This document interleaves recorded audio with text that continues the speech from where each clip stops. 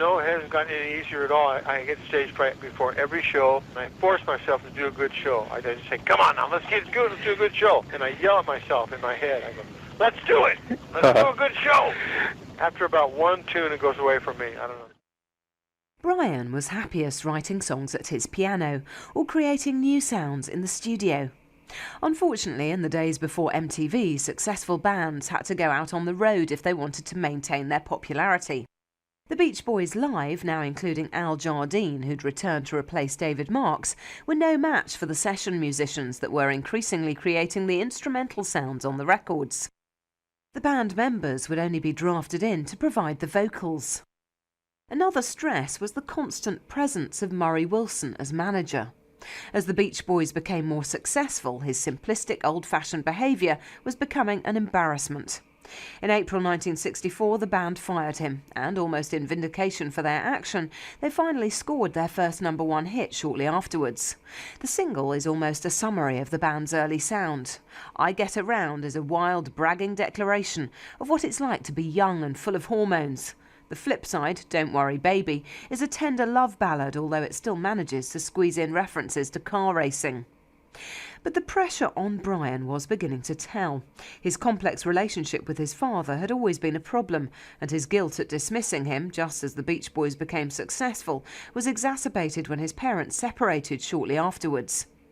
He had never enjoyed live performances, and now he was beginning to show symptoms of stage fright. To add to his neurosis, just as the Beach Boys had become the biggest band in America, the whole nation seemed to be under invasion from across the Atlantic. In the wake of the Beatles, wild bands such as the Rolling Stones, The Who and The Animals made the Beach Boys' short hair and pressed shirts look pretty old-fashioned. At the same time, the soul sounds of the Motown and Stax labels and the anti-establishment wordplay of songwriters like Bob Dylan only added to the pressure. At the end of 1964, shortly after Brian had married Marilyn Ravel, he suffered his first nervous breakdown. The band played most of their December tour of the southwestern United States as a four-piece, while their leader convalesced in Los Angeles. When they regrouped in the studio, Brian announced that he was no longer a member of the live band, but would continue writing and recording. The move seemed to be significant at the time, but Brian had realised that live performances were a tiresome irrelevance. The songs could hardly be heard over the screaming. His place was taken first by session guitarist Glenn Campbell, who went on to be a hugely successful pop and country singer, then by multi-instrumentalist Bruce Johnson, who also became part of the studio band. Brian believed that the future of pop music lay in the recording studio rather than in the live arena, and the band's first album since he retired from touring seemed to back that up. The Beach Boys today contained high-octane rockers such as Dance, Dance, Dance, as well as delicate ballads including Kiss Me Baby.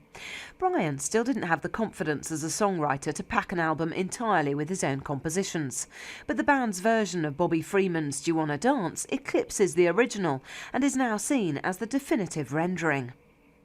Today was swiftly followed by Summer Days and Summer Nights, which included Help Me Rhonda, California Girls, and Then I Kissed Her, a gender-switched version of the hit by Brian's big rival, Phil Spector. Only the novelty number I'm Bugged at My Old Man hinted at the traumas behind the cheery facade. Brian was now established as the creative heart of the Beach Boys. He received full producer credits on all material and wrote practically all the songs, with occasional lyrical inspiration from Mike Love.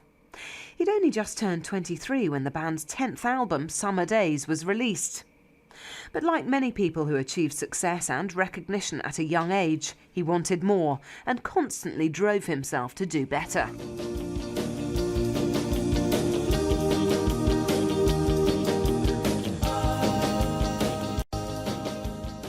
See, the LSD brought out some of the insecurities in me, which I think most likely went into the music, you know.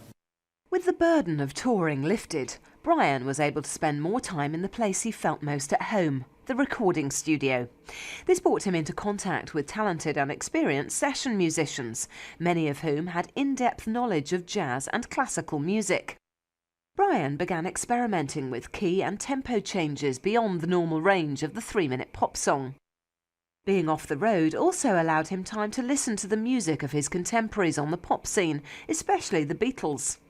In a couple of years, the Liverpool Quartet had developed from being a guitar band that sang love songs to an innovative and risk-taking phenomenon. Their producer, George Martin, was effectively a fifth member, helping them to incorporate new sounds, textures and styles. 1965 saw the release of the Help soundtrack album and Rubber Soul, and the addition of flutes, sitars, organs, string quartets and exotic percussion to the basic Fab Four sound. Meanwhile, songs such as In My Life and Nowhere Man expressed a soul-searching introspection that was out of sync with the usual exuberance of rock music. Before the advent of the Beatles, rock albums were usually a means to stretch the commercial currency of a hot single or two. Fans were persuaded to buy songs they already possessed as 7-inch discs, plus a hastily cobbled-together mix of tracks that weren't good enough to be B-sides, plus cover versions of songs that the act's contemporaries had already done better. To be honest, the Beach Boys' early LPs fitted this description. But Brian had something bigger and better to offer. While the other Beach Boys were touring Japan in early 1966, Brian spent most of his time either tinkering on the piano at his home or working late into the night at the Western Gold Star or Sunset Sound Studios in Los Angeles. There, his companions were his engineer, Chuck Britz, and a crack team of studio musicians that included drummer Hal Blaine, bassist Carol Kay, guitarist Billy Strange, organist Larry Knechtel, and saxophonist Steve Douglas. Many of these performers appeared, often uncredited, on hit records by the likes of Simon and Garfunkel, the Byrds, the Monkees, and the Mamas and Papas, as well as the productions of Phil Spector. Brian had recently hooked up with an advertising copywriter called Tony Asher, who could fill the only gap in his creative genius, writing song lyrics. Brian wanted to move away from the surf hedonism that characterised Mike Love's lyric writing and create songs that reached new levels of complexity and abstraction. It probably isn't coincidental that Brian had taken LSD for the first time in 1965, at around the same time that the Beatles were embarking on their psychedelic adventures. Drug use may have expanded his creative boundaries, but it was doing little for his already precarious mental state. His new ideas were also creating friction with his bandmates, who saw no problem with the sunny, happy surf-style discs that they'd been turning out for 4 years. Mike Love in particular took exception to Asher's lyrics, especially one song entitled Hang On To Your Ego.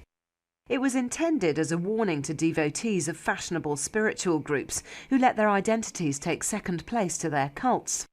Love, who was becoming interested in Maharishi Mahesh Yogi and his philosophy of transcendental meditation, took this as a personal slight. Under his influence, the song's title was changed to the blander I Know There's an Answer. Capitol was desperate for a single to follow up the Christmas hit Barbara Ann. Brian was loath to expose any of his new material, but finally agreed to let the company release a wistful track called Caroline No. The executives had been expecting another lightweight party track and were disappointed by this tale of bruised innocence. They shipped it out as a Brian Wilson solo effort with minimal promotion, and it failed to make the top 30. Sloop John B., a reworking of a Caribbean folk tune, did rather better, making it to number 3. By May 1966, Capitol could take no more prevarication and rushed the album, called Pet Sounds, into the shops. They certainly took little time to create a decent cover, slapping on a bland image of the band with some hungry goats at a California petting zoo. The company also pressured the Beach Boys to include an upbeat, slightly futuristic number with lyrics by Mike Love, but Brian held out, insisting that it wasn't ready yet. The song was called Good Vibrations. Pet Sounds today is an icon of rock history and regularly places alongside the works of the Beatles and Bob Dylan when lists of the greatest albums ever made are produced.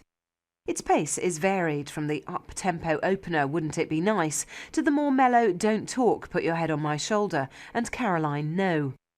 Brian himself takes most of the lead vocal slots, but the standout performance is Carl's singing on the heart-rending God Only Knows, one of the most beautiful songs of the rock era.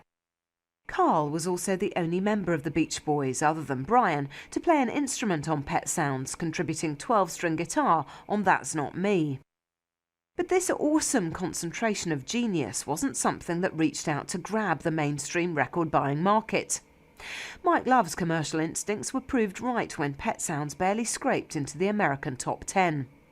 Radio programmers couldn't cope with the unusual instrumentation or the key and tempo changes. Some even banned God Only Knows for invoking the name of the Almighty. And to add insult to injury, the album's performance was bettered by a new Beach Boys compilation that Capitol had rushed out in a panic. Brian was saddened by the lukewarm reaction to his heartfelt project in his homeland, but compensation came from Britain. The Beach Boys' surf songs had done respectably in the UK, but they were perceived as novelty numbers by music fans who had no first-hand experience of surfing or hot rods. But since the advent of the Beatles, British record buyers had become rather more adventurous than their transatlantic cousins, which meant that popular groups such as the Rolling Stones, The Who, The Kinks and the Yardbirds were able to develop and experiment without worrying about shedding fans. Sloop John B. and God Only Knows both reached number 2 on the British charts, and the album flew off the shelves, helped along by glowing praise from the likes of Paul McCartney and Eric Clapton. This was despite stiff competition from groundbreaking homegrown products such as the Beatles' Revolver, released a few weeks after Pet Sounds. At the end of 1966, the Beach Boys' position in Britain was further boosted when they were voted top group in the prestigious NME Awards, usurping the supposedly invincible Beatles. But this was little consolation to Brian. Indeed, it's unlikely that the honour even registered in his deteriorating consciousness.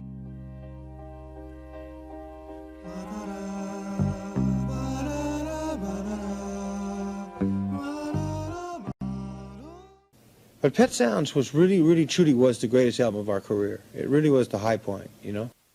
While he was working on Pet Sounds in early 1966, Brian met a lyricist called Van Dyke Parks at a party. Perhaps significantly, the mutual acquaintance who made the introduction was the same man who had given Brian his first tab of LSD. Parks was something of an eccentric whose work echoed some of the surrealistic wordplay of Bob Dylan. Essentially, if Mike Love couldn't cope with Tony Asher's lyrics, he'd be totally befuddled by the words of Van Dyke Parks. Even before Pet Sounds was released, Brian and Van Dyke began working on new songs for a project that they would call Dumb Angel. Despite the Beach Boys' newfound success in Britain, Brian was haunted by the example of the Beatles. The Revolver album had effortlessly absorbed Baroque music. Eleanor Rigby, Soul, Got to Get You Into My Life, Social Comment, Taxman, and with Tomorrow Never Knows, the band had apparently synthesised the emotional journey of an LSD trip in the form of a rock song. The fact that the Beach Boys had taken on Derek Taylor, the Beatles' publicist, was a canny commercial move, but it also provided a day-by-day reminder of Brian's closest creative rivals. But Brian knew that the sounds in his head would top anything that the Beatles could record. The problem was getting these sounds down on tape. The album, now called Smile, was scheduled for a December release, so the pressure was really on. Brian's behaviour at this time became even odder and more obsessive. He had a sandbox installed in his music room at home so he could feel the sand beneath his toes as he played the piano. In November, he laboured long and hard over a section of the album he called the fire music, and in an effort to create the right atmosphere, he and the session musicians donned firemen's helmets. But when he heard news of a series of fires breaking out in Los Angeles, Brian panicked, thinking his music was having some kind of strange diabolical effect. Capitol had by now put the album's release date back to January, but they were getting distinctly edgy. The only product they had heard from the sessions was Good Vibrations, which was released as a single in October, resuscitating the band's fortunes in the American market. It made number 1 in the US and Britain, and in many other territories. However, industry rumour was that the rest of the material was far from commercial. One song was about the benefits of healthy eating and featured a guest appearance from Paul McCartney, or rather the sound of Paul McCartney eating some celery. Van Dyke Parks had also come up with lyrics that were light years away from tales of cute girls in T-birds, peppered with bizarre phrases like "not the rum of Carib scum," and most notorious of all, columnated Ruin's Domino.